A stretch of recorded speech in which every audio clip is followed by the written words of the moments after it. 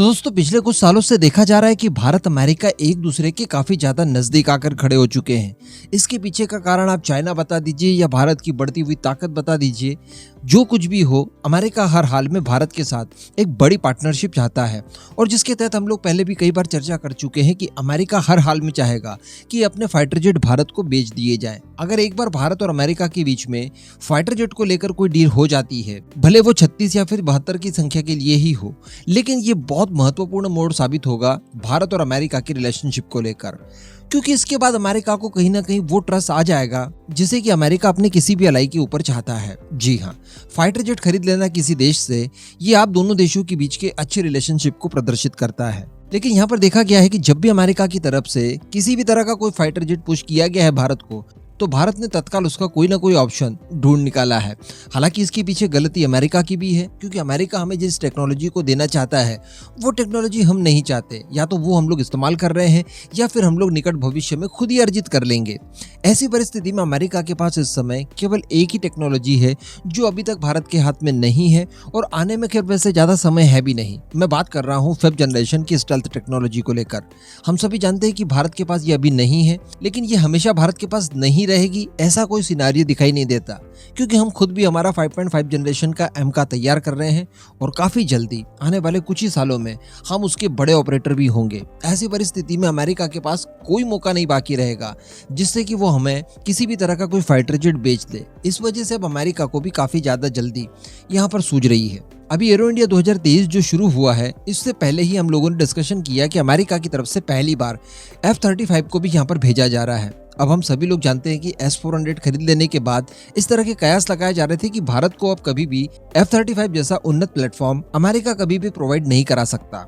लेकिन arrow India में से भेजना, इसका स्टैटिक डिस्प्ले और रियर डिस्प्ले दोनों तरह से करवाना कहीं ना कहीं एक उम्मीद की किरण जगाता था कि अमेरिका भारत को F-35 दे सकता है। इसके अतिरिक्त दोस्तों हम लोगों ने देखा कि पिछले कुछ समय में रशिया की तरफ से भी काफी ज्यादा पुश किए जा रहे हैं अपने दो स्टेल्थ एयरक्राफ्ट, एक तो Su-57 और एक Su-75 चेकमेट। रशिया की तरफ से काफी लुभावने ऑफर्स दिए जा रहे हैं और यहाँ पर भारतीय वायुसेना इस समय स्टेल्थ टेक्नोलॉजी का वेट भी कर रही है। तो अमेरिका को भी लग रहा है कि यहाँ पर कहीं ना कहीं भारत रशिया से डील कर सकता है। इस वजह से बताया जा रहा है कि अमेरिका की तरफ से ऑफिशियली भारत के साथ F-35 की चर्चाएं शुरू कर दी गई है। जी हाँ, आप एबीपी न्यूज का ये आर्टिकल पढ़ सकते हैं। इसमें अमेरिका की तरफ से इस बात की पुष्टि की गई है कि भारत के साथ नो डाउट शुरुआती चरण में ही बातचीत शुरू हुई है अभी, लेकिन F-35 को लेकर ऑफिशियल बातचीत शुरू हो चुकी है। यानी भारत अमेरिका के बीच में F-35 को लेकर संभवतः कोई ना कोई डील हो सकती है। बताया जा रहा है कि इस बार के एरो इंडिया में अमेरिका की तरफ से काफी बड़ा डेलीगेशन भारत भेजा गया है। इसी में अमेरिका के real admiral Michael L baker, इन्होंने भारत अपनी टीम के साथ आकर इस बात की जानकारी दी कि भारत के साथ F-35 को लेकर चर्चाएं शुरू कर दी गई है। हालांकि वो अभी प्रारंभिक चरण में ही है। इसके पीछे का कारण उन्होंने बताया कि इंडो पैसिफिक में भारत उनका सबसे बड़ा साझेदार है और एक यही कारण है कि इस साल के एरो इंडिया शो में अमेरिका की तरफ से सबसे बड़ा डेलीगेशन, यानी अब तक इतना बड़ा डेलीगेशन अमेरिका की तरफ से भारत नहीं भेजा गया था जो कि इस बार आया है। और हम सभी जानते हैं कि यहाँ पर F-16 को भी प्रदर्शित किया गया है, F-18 सुपर हॉर्नेट है जो नेवल फाइटर जेट है, एंड F-35। इसके अलावा भी कई और एयरक्राफ्ट वगैरह हैं, लेकिन जो प्रमुखता से पुश किए जा रहे हैं उनमें यही 3 नाम देखने के लिए मिल रहे हैं। उनसे जब आगे F-35 के बारे में पूछा गया तब उन्होंने ये सारी बातें कही कि हाँ, F-35 को लेकर चर्चाएं तो शुरू हो चुकी है, लेकिन ये प्रारंभिक चरण में है। और आगे इन्होंने ये भी कहा कि भारत अपने खुद के 5th जनरेशन के स्टेल्थ एयरक्राफ्ट को बनाने में इस समय अपना ध्यान केंद्रित कर रहा है। यानी MK का इंपॉर्टेंस भारत के लिए क्या है ये अमेरिका भी समझ रहा है। इसके अतिरिक्त बताया जा रहा है कि भारत के लिए अमेरिका का F-35 विमान काफी ज्यादा अनुकूल रहेगा। और सबसे बड़ी बात यहाँ बताई जा रही है कि जिस कॉन्फ़िगरेशन के साथ इजराइल को F-35 बेचे गए हैं, उसी तरह के फीचर्स और कॉन्फ़िगरेशन के साथ वो भारत को भी देने के लिए तैयार हैं।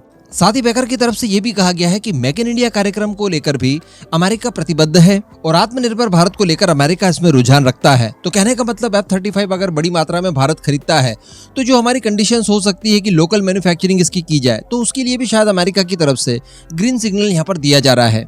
और इसी के साथ साथ रिपोर्ट में आगे ये भी कहा गया है कि अब इस तरह की हाईटेक टेक्नोलॉजी अमेरिका भारत को दे, इसमें कोई ज्यादा दिक्कतें अमेरिका को आनी भी नहीं चाहिए, क्योंकि वैसे ही भारत और अमेरिका के बीच में कई सारे इनिशिएटिव चल रहे हैं। अभी रिसेंटली हम लोगों ने देखा कि भारत के NSA Ajit Doval sir America के विजिट पर गए थे और वहां पर India US initiative for critical and emerging technologies को लेकर कई सारी महत्वपूर्ण बातचीत हुई दोनों देशों के बीच में, जिसमें कई सारी टेक्नोलॉजीज का आदान प्रदान भारत और अमेरिका के बीच में आने वाले समय में होने वाला है। तो इसमें अब कोई बहुत बड़ी बात नहीं रह जाती कि F-35 भी अगर भारत चाहेगा तो अमेरिका हर हाल में उसे प्रोवाइड कराने के लिए प्रतिबद्ध है। अब अमेरिका की तरफ से यहाँ तक कहा जा रहा है कि उन फीचर्स के साथ आपको दिया जा सकता है जो हमने इजराइल को दिया है। तो कहने का मतलब इस बात में कहीं ना कहीं दम जरूर है और अमेरिका की तरफ से F-35 को अब फाइनली पुश करना शुरू कर दिया गया है। इस पूरे मुद्दे पर अब आपका जो भी मानना हो नीचे कमेंट करके जरूर बताइएगा।